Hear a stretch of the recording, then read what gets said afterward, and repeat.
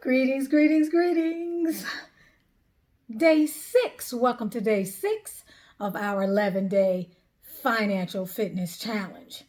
We're building those muscles so that we can become more financially fit, so that we can become more financially accountable to ourselves, so that we can manifest more financial abundance, therefore raising our financial frequency.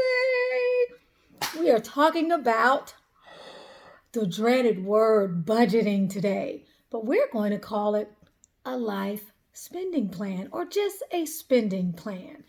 I like the word spending plan. The word budget feels too restrictive. It feels scary. It has all these negative connotations. So if you find me using it in the video, just ignore me and replace it with the word spending plan. We're going to discuss 4 different types of spending plans, 4 common spending plans today. And then we're going to take some action. The action is going to be to pick one of the styles and then establish a spending plan, a budget. Establish a spending plan, begin to track your expenses, and then just see how it works and tweak it. Now, of all of the different spending plans that you can find, no matter what they're called, some of them have pros and cons. Some of them have more pros and less cons. Some of them require more day-to-day managing of the plan so that you can see what's going on. Others of them let you take a less active approach. Any of them can be aided by a money app or financial app that you can get right from your store, your mobile app, your mobile store, anytime. Others of them, some of you may find that you like the kind of brick and mortar approach and you want to see the numbers and you want to write things down. Some of you may like to do both. I am someone that does both. I love the apps. I use the apps for what they're for. I don't prefer having my money and my private information being taken out of my bank account and put into the app. So I use various apps and I have a sort of a configuration where I have everything locally on my phone, but I can still see what is going on. And I prefer to make the automatic movements and to see what's happening over here in this account and what's happening over there in that account. I like that right now because I'm kind of traditional in my mindset when it comes to my privacy. I don't like all of my business out there like that. So that's just me. But apps can aid your spending plan. You can also use Excel. I am going to be linking 4 or 5 different files, maybe 3 or 4 different types of budgeting files that you can download if you're one of those people that likes to take a hands-on approach or you want to use an Excel spreadsheet. There's a personal budget, there's a budget for a family, and there are different styles as well. You can find the one you want. And as well, there's a business budget for people who are entrepreneurs because our budgeting needs are a little bit different because our income is a little less stable. So without further ado, let's get into it. Let's talk about the traditional budget, which is usually, it can be called the 50-30-20 budget, or maybe it's the 50-20-15-15 budget. Essentially what it is a way of you breaking up your fixed expenses, which are those things that are necessities, the roof over your head, your utilities, your transportation. Those are fixed, all right? Now, those are the things that represent that aspect of your living expenses, which are really priorities. You can choose to add food in there. Most people do not, but you can definitely add food in there. It just depends on your particular situation. But because food is more of a variable expense, unless you're someone who can really stick to your grocery budget and make sure you're on point with that, you might want to put it in the 30 category, the 30% category, which might be fixed, flexible and variable expenses, which would be those things that have to do with living and doing the things that you want, your wants, not your needs. Things like shopping, things like, for some people, groceries, things like, getting nails, cups of coffee, maybe going to the club, getting your nails done. Those are the variable and flexible expenses. They are not priorities. And then the other amount that's left, which would be 20%, if you were doing the 50-30-20, then that part is going to actually go to your debt and savings. And you would need to categorize or itemize what is just debt and savings, because a certain amount of that money of your debt and savings, for example, let's say out of that 20%, some of it is going to go to pay off debt. You're going to throw money at debt every month. But let's say you don't want to include your minimum payments in that. Then your minimum payments may actually be under fixed expenses. And then whatever portion you have in your 20%, which is comprised of debt and savings, those throw money at your credit payments are going to go to pay that, along with savings. So maybe you have an emergency fund, which you certainly should have. You should have a baseline amount. If you have a lot of credit card debt, we already talked about having a certain amount, 1,000 or 2,000, that you can just immediately put your hand on while you start really trying to put money on that credit card debt. But either way, what you're going to end up having is you are putting money in you're earmarking it in various categories of savings. So some of your savings could be an emergency fund. Maybe you have savings for vacations. Maybe you have savings for short-term goals like big ticket items. Maybe you want a new refrigerator, but you don't really need it, but it's a big ticket item and you're not going to you don't want to put it on your credit card. And then long-term savings, things like retirement, things like that provide for your ultimate levels of security as you move forward. So with that 50-30-20 budget, you modify those percentages, but whatever you stick to, you make sure that you handle your expenses and you budget those percentages out accordingly. So 50% of your salary, if you are making, say, $4,000 a month, then 50% of that is going towards fixed expenses. But you have to look at and have an idea of what your fixed expenses are initially as you look at those percentages. Because as we know in America today, more and more people are finding themselves or having to be in situations where their fixed expenses are exceeding 50% of their income. So maybe it looks more like 60-20-20, because you find that your living expenses are actually consuming more than 50% of your income, even when you've cut out any wiggle room. Another way to budget is the zero-sum budget. The zero-sum budget is good for people who find out that at the end of the month they have extra money and they've taken care of all their bills, they've saved something, and they have extra money left. And because of that, they end up nickel and diming that money and wasting it. So this is a great way to make sure that every single dollar in your budget is accounted for. So in this case, you have a typical budget. All right. And usually, you're going to look at the previous month's expenses to give you a more accurate view of what you're working with. But you look at your month's expenses, and after everything is paid, you make a decision of where those extra dollars are going to go. So once everything is taken care of, there's no question about what you're going to do with the rest of the money. There's no, we have $300-400 or $4,000 extra dollars this month. What are we going to do? It doesn't work that way. So in this case, you end up, whatever you bring in, you make sure all of it goes out. And those extra monies are being channeled towards saving, paying down debt, securing your future, and creating an even larger either nest egg or emergency fund. So that's a great way. Now, typically, that works best if you already have a month's worth of savings and you're a month ahead in terms of paying your bills.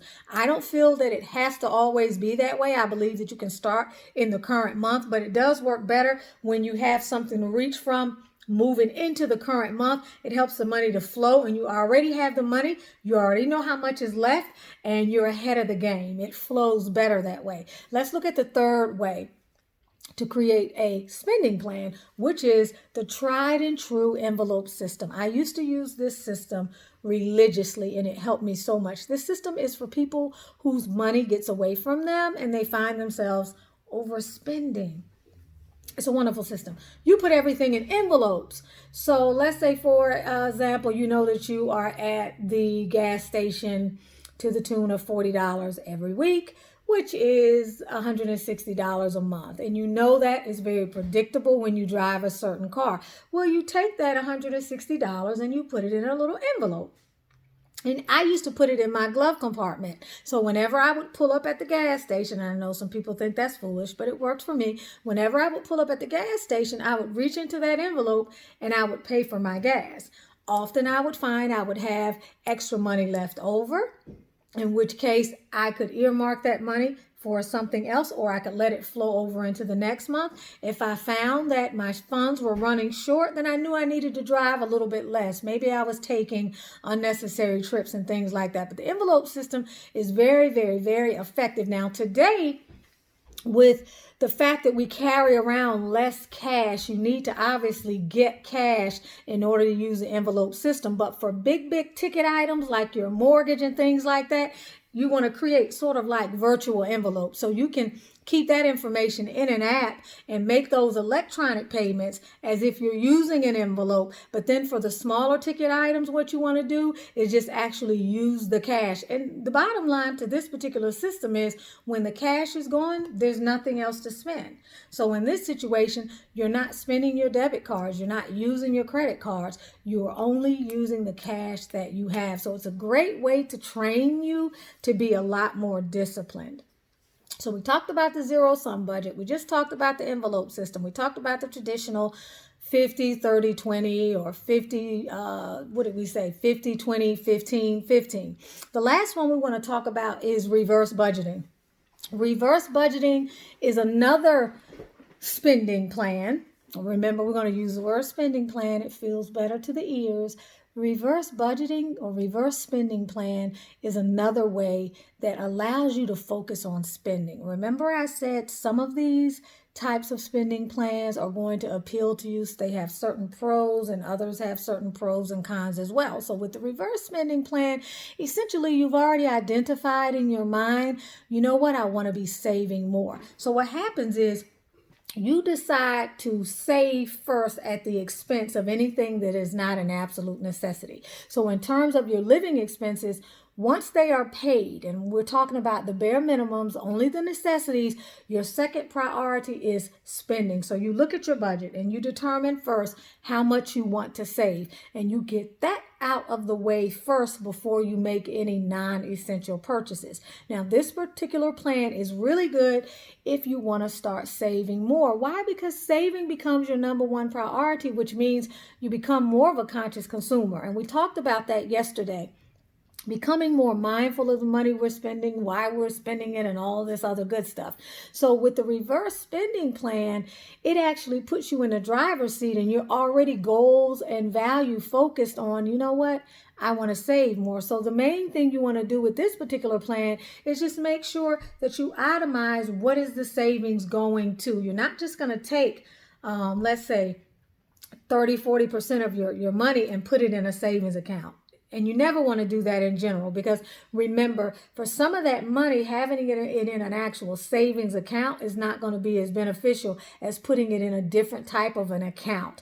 But you would break that money down. You would determine what part of that money you want to invest, what part of that money you want to save, and even within savings, short-term savings, long-term saving, emergency fund. What type of emergency fund? Some people want an emergency fund that is money on hand. Other people want an emergency fund that will carry them, for 3 to 6 months. So these are all some types of spending plans that help you get a handle on your money. Always remember that until we start writing things down, we don't really start applying them. As long as the information is in our head, it's difficult to get our hands around it. In order to become better at finances, we have to place more attention on them. Remember, what we focus on expands. And if you plan to fail, then you fail to plan. So it's very easy, and it becomes a lot less stressful when you can look at all of your numbers in one place, whether you are writing it down.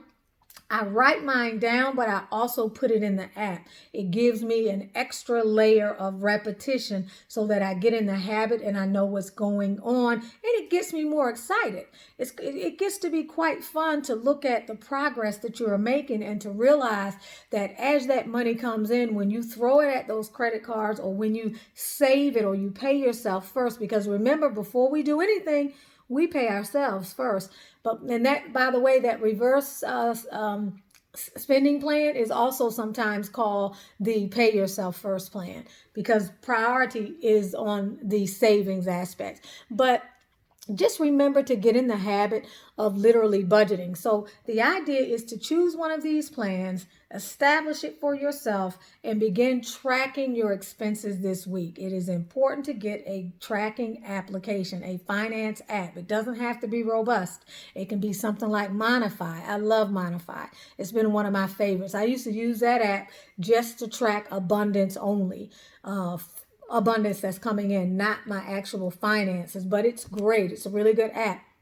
You have Mint, that's one of the larger ones. You have Savvy, you have just so many. Just explore the different ones, find the one that you want, or if you're like that brick and mortar person, just do it out manually or put it on a spreadsheet. The bottom line is just to begin tracking what you're spending during the week. There's some great apps out there. Even, most of them will allow you to take a picture of the receipt. So you always have a picture of the receipt. And if it's an app where you're paying a subscription, but the ones I'm talking about mostly are free at a certain level, then you always have a backup if you're paying a subscription. If not, you back it up on your phone and you regularly back that up somewhere else. That way, if anything happens, you always have that. You have that for the IRS if you get audited, but you always have a copy of what it is that you spent. You have the actual receipt and you can add that to the line item expense within the app. So I hope you all were able to benefit from this. Make sure you take a look at the different budget links that I'm going to give you. Some of them may work for you. They are very easy to modify. You can add extra line items or extra cells, extra rows on the spreadsheet. You can take things out. You can do a lot of different things. You can copy one page to another page and just sort of experiment to get a feel for which one of them works for you best. But the reverse budget, the zero sum budget, the envelope system, and the traditional 30-20 the 50-30-20 budget can all be easily modified and fit within any one of these budgets. Or as I mentioned, you can use one of the financial apps, or you can use both. Hopefully this helped. Choose your budget, and I'll see you on the other side of those coins.